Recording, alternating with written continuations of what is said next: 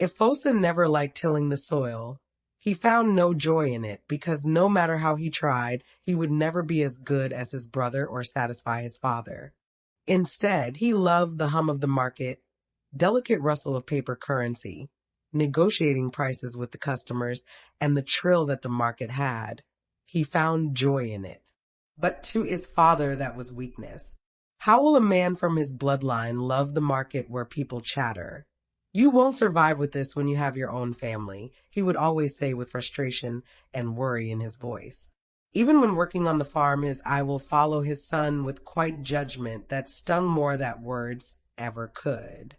To Mr. Osaze, to be a man you have to be carved from the soil. There was only one kind of sweat that led to success for men, and that was the soil. He had built his life on this. Its harshness had shaped him into who he was, and he expected his sons to do same. He would always compare Efosa to his elder brother Osagi, saying, "Your brother was already a man at your age. Why do you want my enemies to mock me? What will you become?" To all the statements, Efosa never replied. Instead, he stared at the soil with heavy heart. Sometimes he thought maybe his father was right. Maybe when he grew older, he would somehow make his father proud. Most times he forced himself to love the soil, but he ended up being scolded. He didn't know how to prove his worth in that world to his father. He just needed someone to believe in him, and someone did. His mother, Mrs. Osaze. She was a quiet pillar of warmth. She didn't see her children as identical seeds planted on the same soil, but she saw them as different trees, each having different needs. She had come to understand that strength wore many faces, and not all of them held a hoe. When Efosa struggles in the field and came home sad from scolding, she helped not with criticism, but with quiet understanding. Her love didn't demand sameness. Some whispered that she was spoiling him, making him soft, letting him stray from the right path, which was the soil, but she didn't mind. She would rather raise children that were seen and heard than one who would become an adult and live in misery for not following his heart. She believed she was supposed to be guardian to her children, not to replicate herself in them. Although she disciplined them when they were wrong, her love was a lantern in the dark. Efosa's sisters, Adodo and Adameza, were proof that love could look like strength and softness in equal measures. Adodo, 17 years and sharp as a new blade, walked with the confidence of someone who knew her worth. Her behavior earned respect from both elder and peer. When Osagi bullies Efosa, she always stood up for him when he was down. Adameza, just 2 years younger than Efosa, was quieter. She was a steady flame that never flickered, one who listened more than she spoke. She read the world like a book, and her eye missed nothing.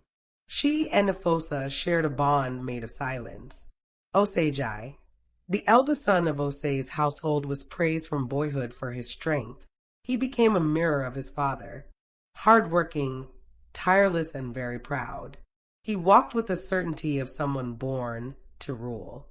The future of the family, by his father's decree, on his back. He believed hard work made him untouchable.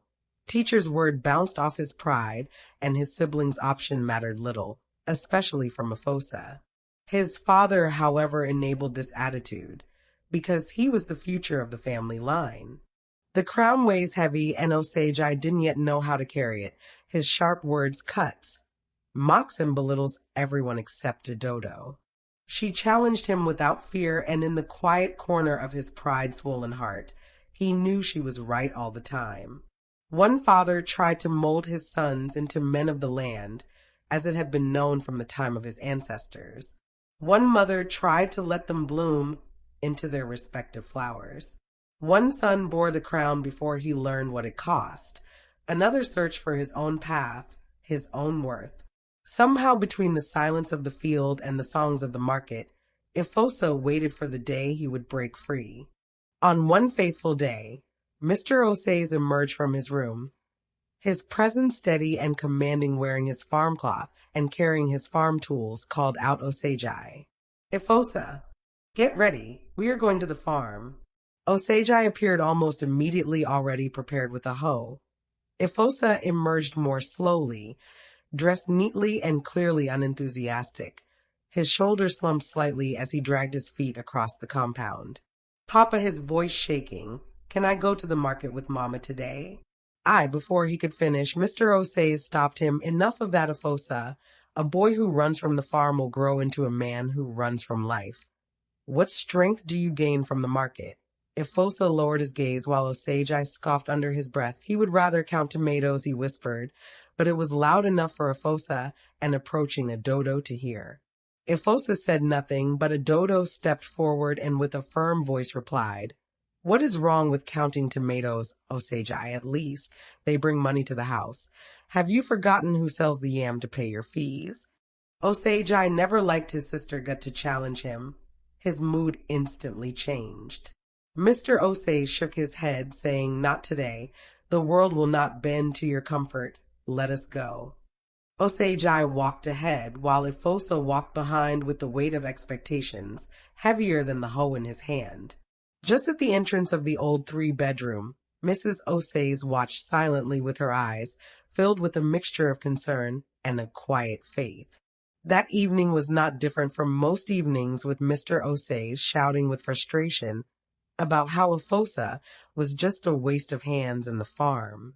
On this particular day, Mrs. Osaze convinced her husband to allow Efosa join her at the market, since he was not doing much on the farm, and he agreed without giving it a second thought. The next day, Mr. Osaze and Osagi walked in long silence to the farm, but this was broken with a small talk that was filled with frustration boiling to the surface. That boy, he grumbled, sometimes I wonder if he is really mine. Osagi smirked, not looking up. He is so weak and lazy, always running to his mama or hiding in the market. I don't think he knows the difference between a yam and a cassava stem. He sighed deeply.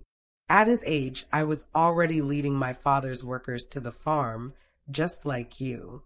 You understand what it means to survive, but Efosa. He paused. He thinks life is about talking and trading small pepper, yam, and vegetable in a basket, Osagi, walking with pride, replied. You taught me well, Papa. I watch how you walk, how you lead. That is what a son should do. Mr. Osaze nodded slowly, saying, that is why you will take my place someday. The land, the houses, and all my properties, because I need a strong back, not a soft hand. Efosa will get lost in the world if he does not change. They walked in silence for a while before Mr. Osaze spoke again. It pains me because I love him, but if I join my ancestors, how will he cope? I can't protect him forever. Then he turned to Osagi. Promise me that you will look after your siblings when I am no more, especially Efosa, your brother. Don't let the world know that he is weak. Osagi nodded and replied. I promise. He looked downward with a smirk on his face. He felt taller with all the praises he got and every ounce of doubt his father casted on his brother. Just beyond them, the farm waited to battle the pride and expectations walking its way.